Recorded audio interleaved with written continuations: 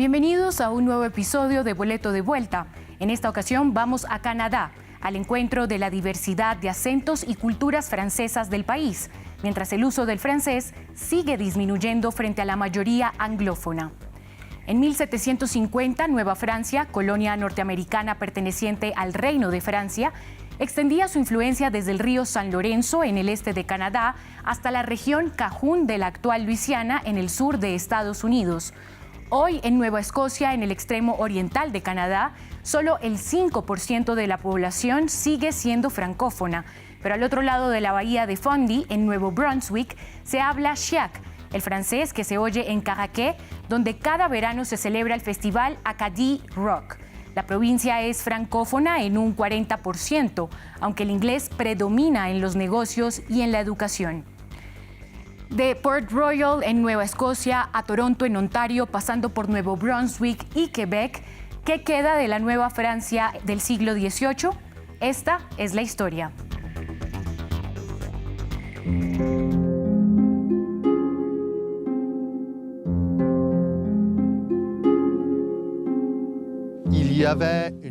Hubo una larga historia de pescadores que venían de todos los países de Europa, de España, Portugal, País Vasco, Francia, Inglaterra. Todos venían aquí durante el verano.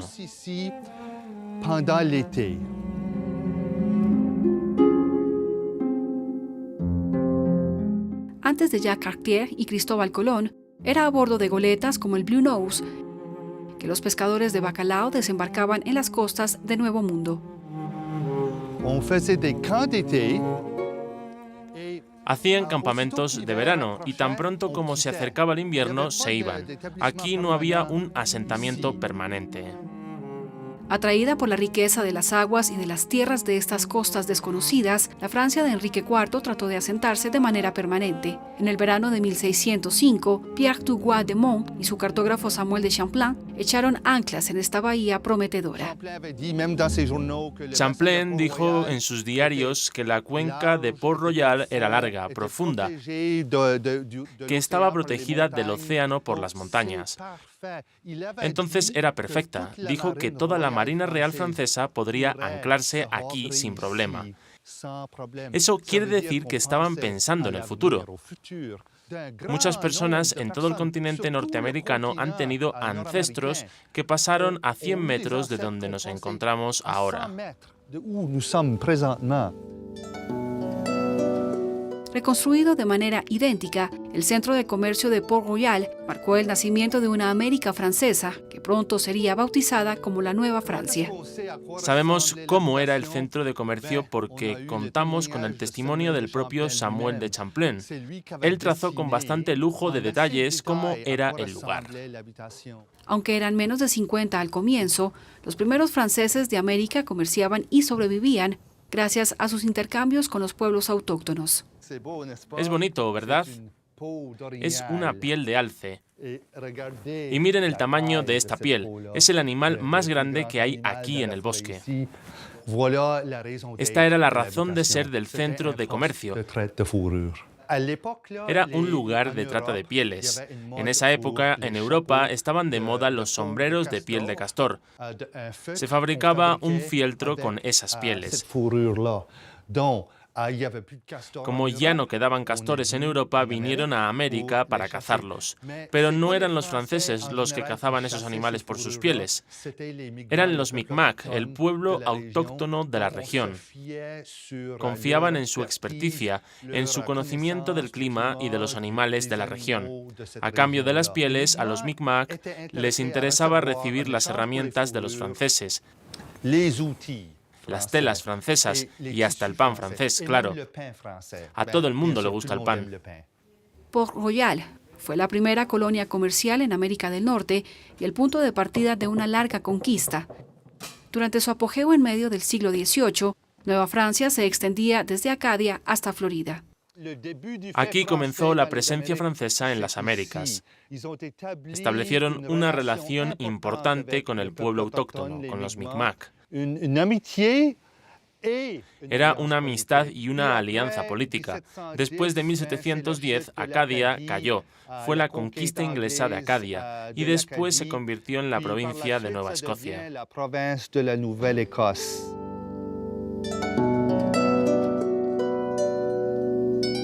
Bajo dominación inglesa, miles de acadianos, descendientes de los colonos franceses, fueron deportados hacia Europa, Quebec o Luisiana.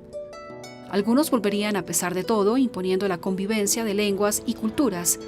Actualmente en Nueva Escocia, alrededor del 5% de la población habla francés. En la otra orilla de la bahía francesa, ahora convertida en la bahía de Fundy, los acadianos siguen alzando la voz.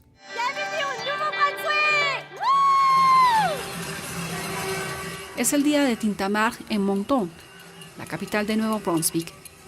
El evento es una demostración de fuerza de la minoría lingüística francesa y cada 15 de agosto reúne varios miles de acadianos. Y aquí se habla chiac.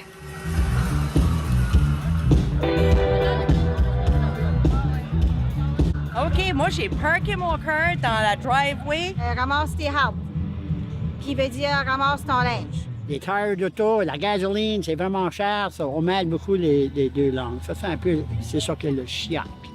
Impulsado por una escena cultural muy activa, el chiac incluso encontró una embajadora en Acadia.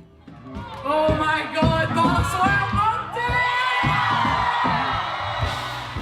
Con tan solo 32 años, Lisa LeBlanc se ha convertido en un fenómeno en la comunidad acadiana y también en Internet con su chiac disco.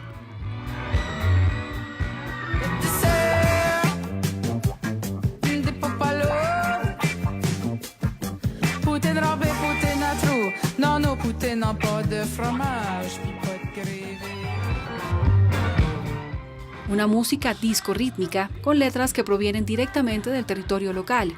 Rápidamente la fórmula se volvió viral. Mais là, j'aimerais ça vous chanter une tune qui s'appelle Gossip.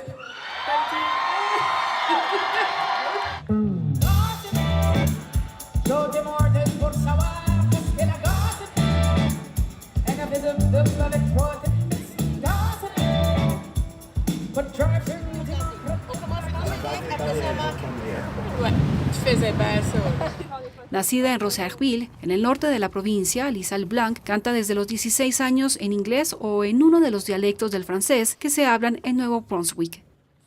Si sales a pasear por Nuevo Brunswick, te das cuenta de que es totalmente diferente. Los acadianos del norte tienen un acento totalmente distinto al de los acadianos del sur. En Nueva Escocia, que es la provincia que está justo abajo, hablan acajún. Es otra manera de hablar francés, otro tipo de acento.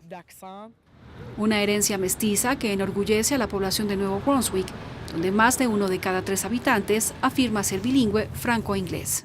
Nuestros ancestros realmente lucharon para que pudiéramos hablar francés y creo que la lengua y la cultura siempre están muy unidas.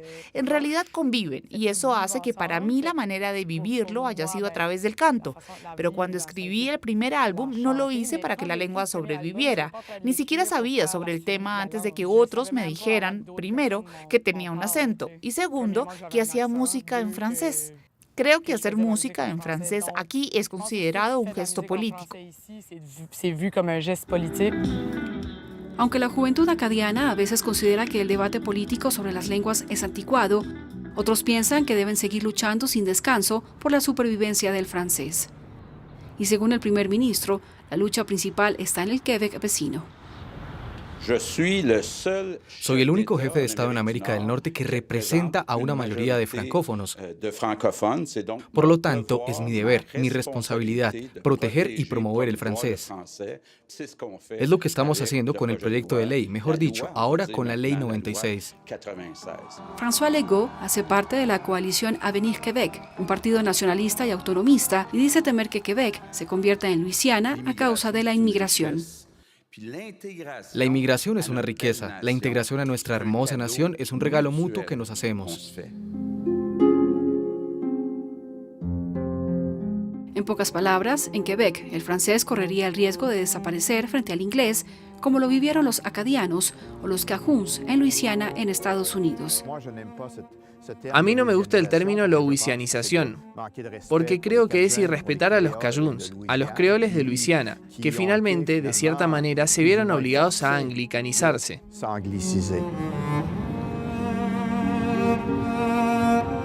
Estamos en el lugar institucional del gobierno de Nueva Francia, porque antes del castillo de Frontenac estaba el castillo de San Luis, hasta la conquista inglesa de 1760, y es el emblema de la coexistencia, no siempre pacífica, entre francófonos y los anglófonos en Canadá.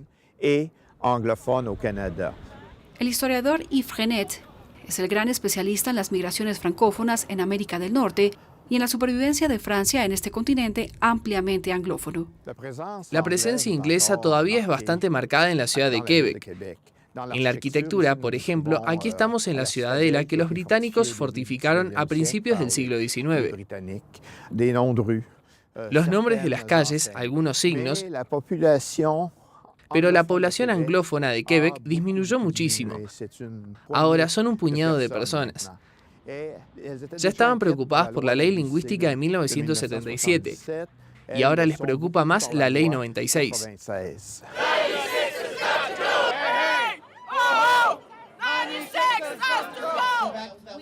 La ley 96 inquieta a muchos anglófonos de la provincia, entre otras razones porque impone el uso del francés en el trabajo y en establecimientos públicos. Merci.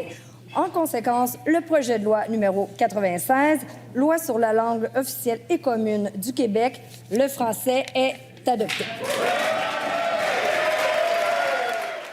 La reforma se presentó como el mayor avance para la lengua francesa en casi 50 años, porque Quebec quiere ser el bastión de la francofonía en Canadá, donde por primera vez se acaba de alzar el objetivo federal de 4,4% de inmigración francófona. ¿Será suficiente para consolidar el lugar del francés en el país? Según Yves Genet, no es tan seguro. De cualquier manera surgirá la pregunta, ¿los inmigrantes francófonos que están afuera de Quebec seguirán siendo francófonos? Porque ellos también son minoritarios, y quizás más que los francófonos para quienes el francés es su primera lengua. Tendrán razones para inclinarse hacia el inglés para ganarse la vida. Según los archivos militares, Nueva Francia se habría extendido hasta los ríos de Saskatchewan.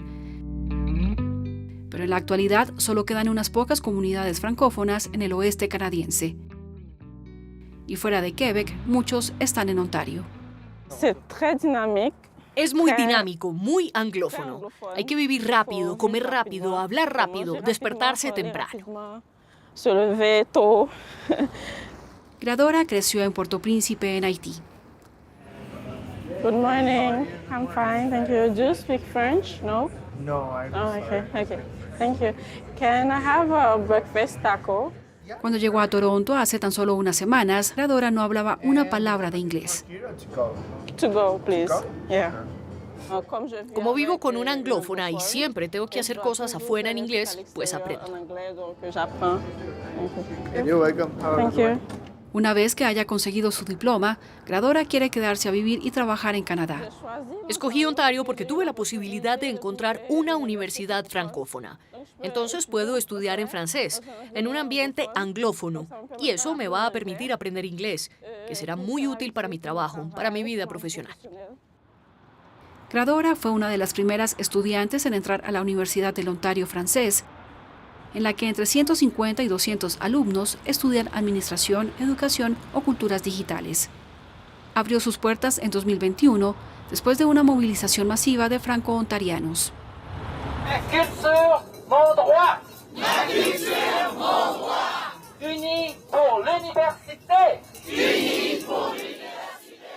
En ese entonces, el gobierno conservador de la provincia quería enterrar el proyecto.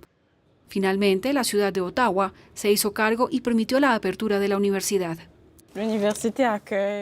Hoy la universidad tendrá su primer coloquio. Soy una de las voluntarias del evento. En tan solo 4 años, la UOF se ha convertido en un símbolo de la resiliencia de la comunidad francófona en la provincia. Ça va? Bien, merci. Donc, pour l'activité de fin de session. Gradora y sus amigos de la Asociación Estudiantil Local no vivieron los años de movilización de los franco-ontarianos, pero saben que son los herederos y el relevo. Durante 30 años, la Universidad del Ontario francés no pudo abrir sus puertas, y gracias a nuestra universidad podemos mostrar directamente el alcance de la francofonía de Toronto en Ontario. Esa es nuestra ventaja.